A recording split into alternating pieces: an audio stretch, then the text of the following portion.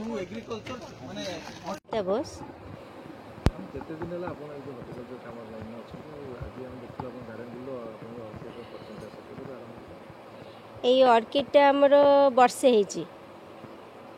ବର୍ଷା ହେଲା ଆପଣ କାହିଁକି ଅର୍କିଡ ବହୁତ ଅଛି ଓଡ଼ିଶାର କ୍ଲାଇମେଟ୍ ପାଇଁ ଅର୍କିଡ ସେମିତି ସୁଟ୍ ନୁହଁ ବହୁତ ଅନ୍ୟ ଫୁଲ ବି ଅଛି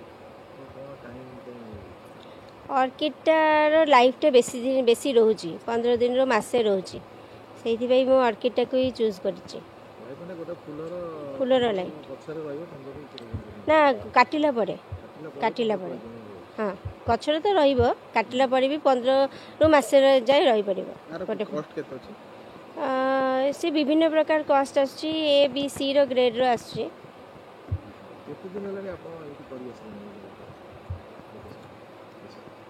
ଏଇ ଫାର୍ମଟା ତ ଆମର ହେଇଯାଇଛି 3 ବର୍ଷ କିନ୍ତୁ ଅର୍କିଡଟାକୁ ବର୍ଷେ ହିଁ ହେଇଛି।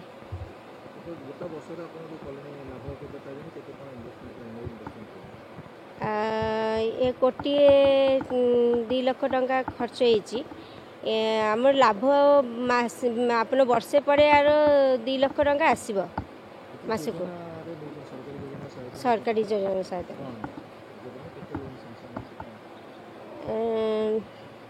ଲୋନ୍ ଆମର 50 ଲକ୍ଷ ଟଙ୍କା ସାଂସନ୍ ହେଇଛି ଆଉ ଅଧା ଆସିଛି ମୁଖ୍ୟମନ୍ତ୍ରୀ 50% ସବସିଡ଼ି ପାଇବେ। मो ना किशोर सुतार मो फाउंडर सीईओ ऑर्किड बायोटेक ता छड़ा आईसीएआर जो अच्छी Indian council for agriculture research government of India तार मो मेंबर ये जो प्रोजेक्ट अच्छी प्रोजेक्ट रे मो टेक्निकल एक्सपर्ट टेक्निकल एडवाइजर आर जो प्लांटिंग मटेरियल जो सप्लाई होती ऑर्किड बायोटेक जो हॉर्टिकल्चर कंपनी अच्छी भुवनेश्वर रे ये प्लांटिंग मटेरियल सप्लाई होती यहाँ प्राय ये जनवरी को यहाँ 1 ईयर कंप्लीट है ए 43,000 प्लांट लगी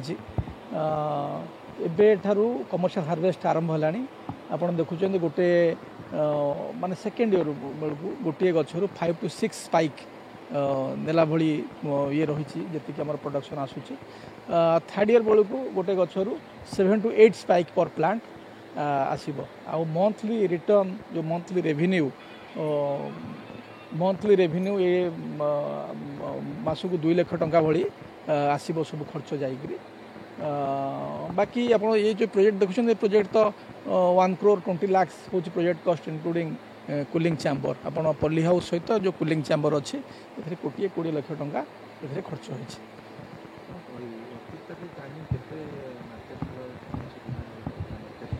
ऑर्किड हूँ गोटे डेकोरेटिव फ्लावर यहाँ आगु थाईलैंड रू सब फूल आसूला एवं किसी जगह थाईलैंड रू फूल आसूची आमर ओडिशार जो कोस्टाल क्लाइमेट अच्छी जेहेतु ये ह्यूमिडिटी भल टेम्परेचर भल अच्छी तेणु ऑर्किड डेंड्रोबियम वैरायटी बेसिकली बहुत भल ग्रो कर मेनली आमर जो क्लाइमेट आमर जो ह्यूमिडिटी रोची 60 to 70% ह्यूमिडिटी आर्द्रता तो से आर्द्रता जो ऑर्किड ये डेंड्रोबियम वैरायटी बहुत भल भाव में ग्रो कर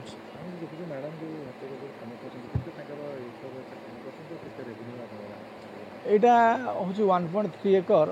ये जमी आमर वीर बाबू ये आमर सुपरवाइजर आउ मैडम तो संबिता बोस होती यार एंटरप्रेन्योर ए 2 जन सुपरवाइजर काम करुँच यहाँ बेसी लेबर एथर आवश्यक पड़े ना यहाँ लेबर इंटेंसिव नुहे यहाँ जेहेतु माने मॉडर्न एग्रीकल्चर तेणु कम लेबर रे मध्य यहाँ करा कल्टिवेशन प्रणाली देखो आपण जो गछ लगी मेनली ऑर्किड स्पेसीज यहाँ एपिफाइट इन कैरेक्टर माने यहाँ कौन सी माटी रे गछ हुए ये 3 फुट हाइट बेड उपर ये चाष कराई आप देखुं आउ सब भल कथा हूँ कौन अन्य गछ भाया जो रोग पोक जो सॉइल बोर्न डिजीज होता है ये रोग पोक टी कम होता है गोटे डेकोरेटिव फ्लावर हिसाब से मैंने world one of the most beautiful decorative flower हूँ ऑर्किड डेंड्रोबियम तेणु यार बहुत चाहिदा रही प्लांट आम प्लांटेसन 6 मास पर आम हार्वेस्ट नहीं पारिबा किंतु 1 ईयर हूँ एक्चुअली तार actual vegetative growth period 1 year पर आम ठीक भाव में आम नहीं पार्छ ये 10 years पर्यंत प्रोडक्शन दे पार ये 1 ईयर कंप्लीट है एक्चुअली ये प्लांट इमिडिएट ग्रोथ पीरियड होची 1 ईयर यदि 6 मंथ 7 मंथ टारू ये फ्लावर हवा स्टार्ट कर स्टिल ये 1 ईयर टू हमर average return monthly return 2 lakh टंका मासक आसो सब खर्च जाई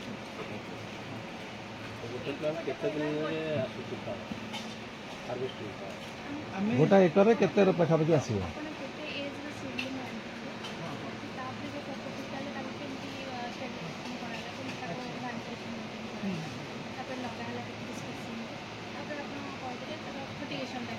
ठीक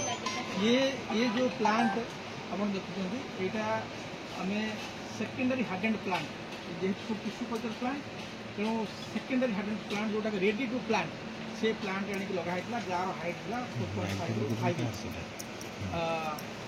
आपको आम फास्ट बासाल डोज माने जो समय लगा जाए से समय जो डोज बासाल डोज आम दौलू आर मेन फर्टिलाइजर माने फर्टिगेशन मेजर फर्टिलाइजर हूँ एनपीके नाइट्रोजन फस्फोरस पोटास आउ बाकी जोटा माइक्रोन्यूट्रिएंट आर भल फूल आसापी कि प्लांट को आगे हेल्दी रखापी कि माइक्रोन्यूट्रिएंट क्षेत्र में आम दौचु बोरोन जिंक आमर आ गोटे आम फर्टिलोन बोली जनराली आम यूज करूँ माइक्रोन्यूट्रिएंट डिफरेंट डिफरेंट ये रही है यूज करूँ आउ सप्ताह 3 थर फर्टिगेशन होची मेनली एनपीके डिफरेंट वेरिएंट अच्छी जमी एनपीके 19 अच्छी आउ बाकी अच्छी से गुड़ाक आम सप्ताह को 3 थर स्प्रे कर गोटे प्लांट फूल केते टाइम लगुच गोटे मैच्योर प्लांट आप जो देखुं 1 ईयर कंप्लीट करुँ आम एक्सपेक्ट करुँ ए गोटे माने सेकेंड वर्ष ये 5 to 6 स्पाइक आसो जिते ये 2 इयर्स कंप्लीट कर 7 to 8 स्पाइक माने पर प्लांट 7 to 8 स्पाइक पर प्लांट आस मैंने फूल Kenda 7टा 8टा us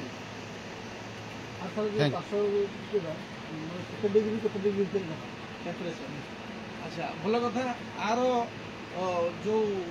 intensity of light माने आपको जी लाइट दरकार से मिनिमम 25,000 लक्स आउ टेम्परेचर 25 डिग्री रू माने 38 डिग्री इवन ये 42 डिग्री 45 डिग्री पर्यंत ये सर्वाइव करें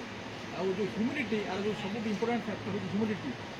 आर्द्रता आर्द्रता 60 to 70% आर्द्रता रहा दरकार ताठू अधिक हेले 80% रू हायर हेले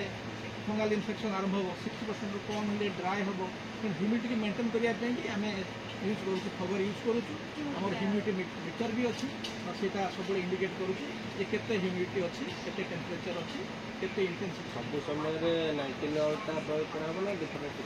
डिफरेंट डिफरेंट समय आम मन कर फ्लावर आसा समय आम यूज करूँ आम जो यूज करा डिफरेंट आम से समय फ्लावर जो आसूँ मन कर नाइट्रोजन पार्ट कम जो आम माइक्रोन्यूट्रिएंट बदलते मैग्नेशियम दो आउ प्लांट भी हेल्दी करें कैल्शियम 1.3 एकर 43,000 प्लांट लगी आम यही जनवरी को 1 ईयर कंप्लीशन हो जानते अर्किड्र जो स्पेसीज अच्छी जो अर्किड डेंड्रोबियम जेहेतु एपिफाइट आर कैरेक्टर तेणु आपको तो सॉइल सीधे डेभलप कराए कनेक्ट टू बेड उपर आम गछको आम लगू आर इरिगेशन पाई आप देखुए उपर अच्छी spin net top sprinkler humidity control करने आम खजर लगू तापर टेम्परेचर किसी कंट्रोल करने आम सर्कुलर फैन यूज करूँ मैडम होती संगीता बोस मैडम होती एंटरप्रेन्योर कृषि उद्योगी मुझे टेक्निकल एक्सपर्ट हिसाब से मुझे करूँ छड़ा ICAR agriculture council government of India member ये जो स्कीमटा अच्छी ये स्कीमटा MKUI मुख्यमंत्री कृषि उद्योग योजना ये स्कीम माध्यम अच्छी आर प्रोजेक्ट कस्ट हो 1,20 लाख टंका आप देखुं अर्किड्र जो चैम्बर अच्छी ता छड़ा कुलिंग चैम्बर अच्छी बाहर जो सरप्लस जिते फ्लावर स्पाइक आसे कुलिंग चैम्बर रखा जाए जो कृषि योजना कहते हैं जन मैक्सिमम केते देखो MKUI स्कीम रे जड़े इंडिविजुआल मैक्सिमम 1 crore पर्यंत सब्सिडी पाइपर ये जो प्रोजेक्ट कस्ट सपोज 1 crore 20 lakhs अच्छी तो मेनली कैपिटल इन्वेस्टमेंट जो अच्छी capital investment 50% subsidy working capital subsidy मिले ना तो भावतु जमी आपको माने 50 to 60 लाख पर्यटन सब्सिडी आस तो मोर परिचय आरंभ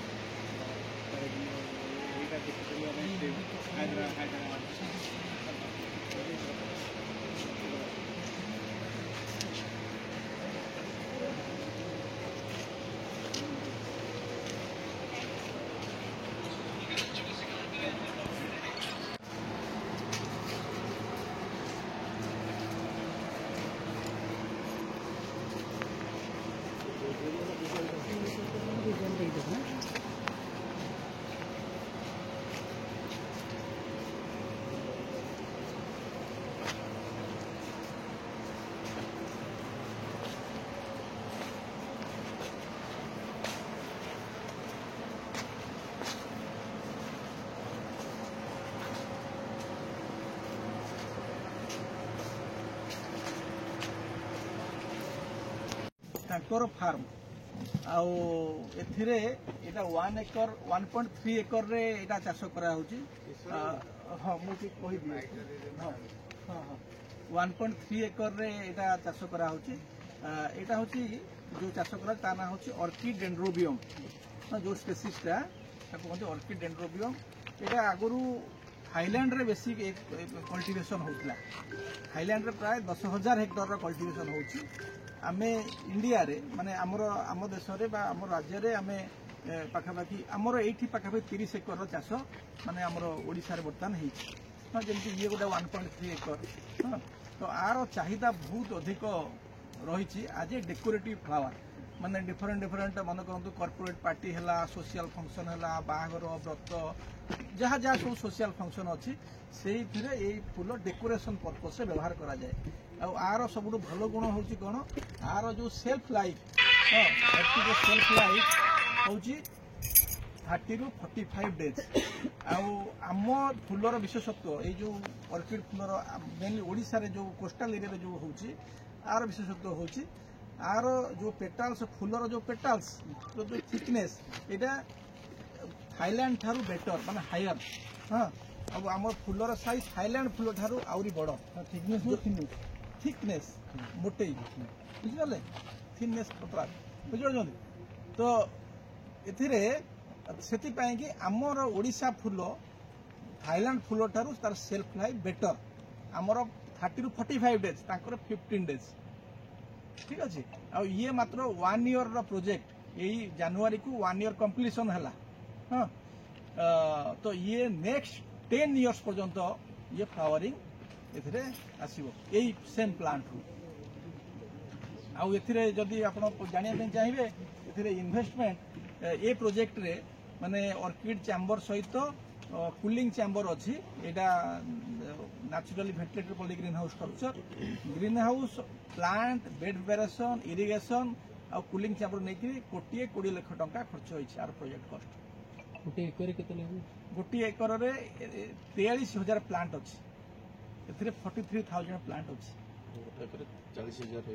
40,000 मिनिमम 40,000 मिनिमम प्रोडक्शन टेक्निक लगे